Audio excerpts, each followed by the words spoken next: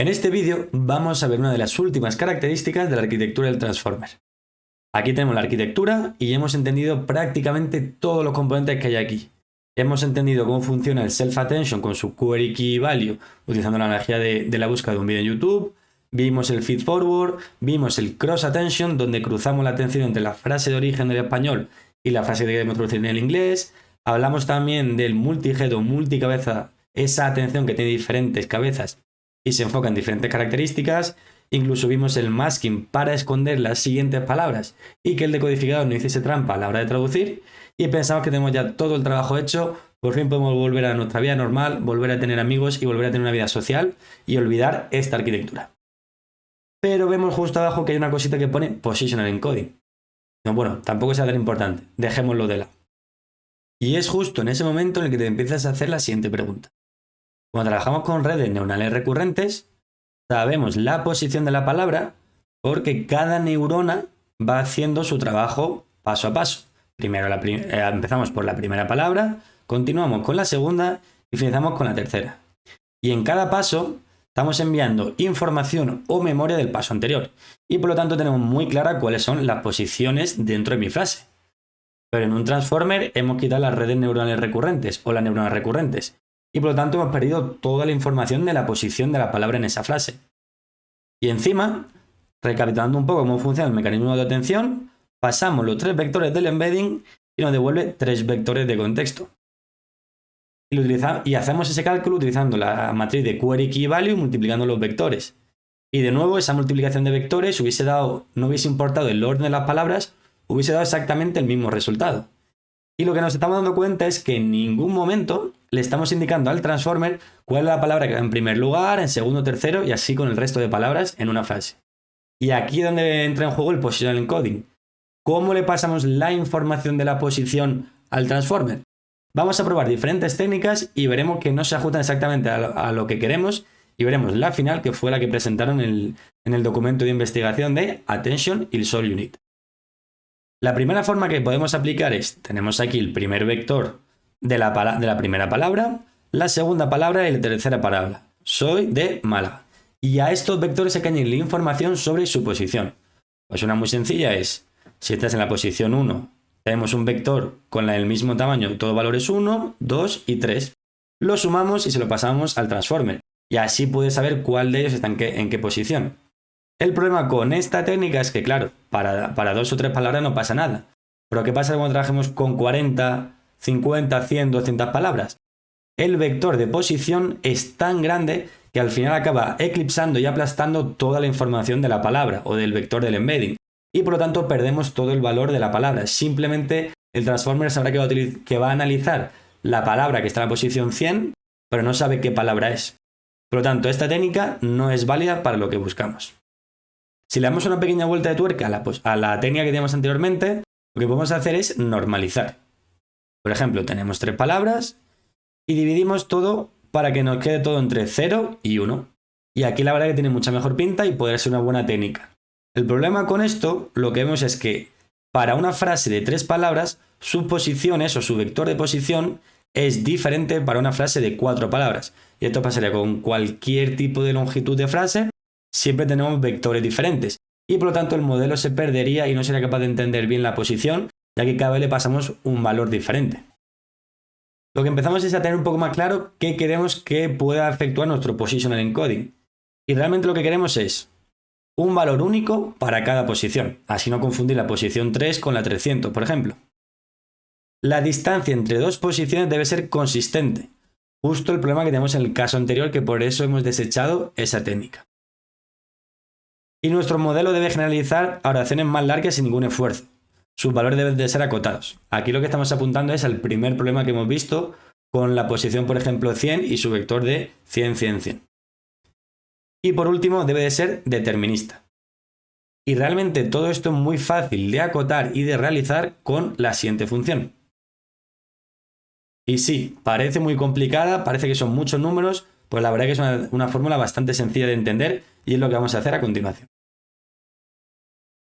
Esta fórmula, que simplemente aplica el seno y el coseno, devuelve un resultado tan chulo y tan bonito como este de aquí. Y vamos a ver qué significan todos estos colores y todos estos valores. Empecemos por analizar cada una de ellas. Primero tenemos la posición, o POS. Esto es la posición de la palabra dentro de la frase. En este caso tenemos un ejemplo de una frase de 100 palabras y por lo tanto tenemos aquí la primera palabra y aquí la última palabra. Y cada una de las filas es una palabra dentro de esta frase. Y por lo tanto tendremos un vector de codificación de la posición para la palabra 0 o la posición 0, otro para la posición 1 y así para todas y cada una de las posiciones dentro de la frase. Lo siguiente que vemos es la dimensión del modelo. Cuando hablamos de dimensión del modelo nos referimos a la dimensión del vector de embedding. En este caso estamos haciendo un embedding de las palabras y normalmente trabajamos con una dimensión, vamos a ponerle en este caso de 512. Lo que vamos a hacer es generar un vector de esa misma dimensión y de ese mismo tamaño para poder sumarlos. Por lo tanto, el vector de posición, cuando trabajemos con la palabra 0 o la 1, todos y cada uno de ellos tendrán una dimensión de 512. Y por eso aquí tenemos la posición del encoding. Ese vector que codifica la posición tiene un tamaño de 512 dimensiones. Y aquí, por lo tanto, tenemos una matriz donde tenemos a la izquierda la posición en la frase y aquí la posición en el vector del encoding. Y prácticamente ya hemos hecho todo. Tenemos esta dimensión del modelo, la posición y nos queda este 10.000 que es un valor constante elevado a 2i. Y este 2i es el que suele dar mayor lugar a confusión. Y simplemente es la posición dentro de este vector. Recordemos que hay 512, por lo tanto tendremos 0, 1, 2, 3 hasta 512. Pero si os fijáis, hay 2i y 2i más 1. ¿Y esto qué significa? Que si nos quedamos aquí con otra fórmula, vamos a hacer el ejemplo aquí. Y para 512 lo que haremos es, para la posición 0, cuando sea par, aplicaremos un seno. Fijaos, 0, 2, 4, 6, 10. Siempre que sea par, aplicaremos el seno. Y cuando sea impar, 1, 3, 5, aplicaremos el coseno. Y una forma de representarlo es así, con este 2i y 2i más 1. Pero al fin y al cabo, lo único que está ejemplificando aquí es que para cada una de las posiciones, sea par o impar, aplicaremos el seno y el coseno. Y lo que hacemos es intercalar seno y coseno, seno y coseno. Y por eso nos da esta forma que parece que hay como líneas horizontales y es porque vamos intercalando ese seno con el coseno. Y si tenemos un vector de 512 dimensiones y vamos intercalando seno y coseno, esto significa que el seno se aplica 256 veces y el coseno 256 veces. Por eso tiene esta forma tan rara de 2i y 2i más 1. Porque una vez que se pone en práctica, si os fijáis simplemente hace el 0, 1, 2, 3, 4, 5. Y si os interesa entender un poquito mejor las matemáticas y por qué funciona tan bien este positional encoding, os voy a dejar varios enlaces en la descripción para entenderlo mejor, ya que la verdad que es bastante interesante y cumple todas las descripciones que habíamos solicitado antes para nuestro positional encoding. Y la verdad que merece la pena echarle un vistazo. Una vez que tenemos este positional encoding, ¿cómo se lo pasamos al transformer? Lo que hacemos es tener el word embedding o el embedding de las palabras cuyo vector tiene una dimensión de 512. Tiene 512 dimensiones. Por eso nuestro positional encoding tiene una dimensión también de 512. Y para cada posición de la palabra, la 0, la 1 y la 2, o empezando por el 1, 1, 2 y 3, tendremos un vector diferente. Y lo que hacemos es sumárselo al word embedding y esto ya es lo que le pasamos al mecanismo de atención. ¿Y cómo nos aseguramos de que la información o la señal de la posición no se pierde a medida que vamos pasando la capa del transformer? Porque tenemos la conexión residual que lo que realiza o lo que permite es que esa información no se pierda. Y con esta explicación por fin cubrimos toda la arquitectura y todo lo que vemos en este esquema del transformer. Empezamos analizando lo que era un codificador y cómo obtenía el significado de una palabra, de una frase, a partir del mecanismo de autoatención. Además le dimos un paso más allá y aplicamos múltiples cabezas, por lo tanto trabajamos con multi-head o multicabezal, atención multicabezal. De ahí pasamos al decodificador que aplica ese mismo mecanismo pero utilizando la máscara para no hacer trampa y ver las siguientes palabras cuando estamos haciendo ese entrenamiento. Además también hablamos de la atención cruzada o cross attention que cruza la frase en español que queremos traducir con la frase en inglés que estamos traduciendo para ver a qué prestarle atención. Incluso hemos analizado el positional encoding y por último el linear softmax y todo lo que vemos en este diseño de esta arquitectura.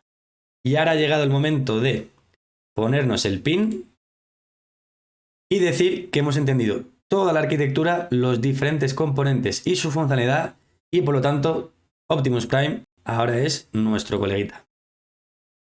Este mini curso o curso ha sido vídeos bastante teóricos en lo que hemos visto todas las componentes de este Transformer. Y ahora toca descansar un poquito y recuperarnos. Y lo que veremos en los siguientes mini cursos es cómo poner en práctica todo este conocimiento. Y para ello nos apoyaremos en dos herramientas, Hugging Face y LangChain. Y veremos lo potente y lo poderosa que son estas dos herramientas. Adicionalmente, os dejaré un par de vídeos opcionales por si queréis darle una vuelta más al Transformer y ver la diferencia y las similitudes entre el Transformer y modelos como GPT o BERT, que parten de esta arquitectura pero que son levemente diferentes. Espero que hayáis disfrutado y aprendido tanto como yo con este curso y nos vemos en el siguiente.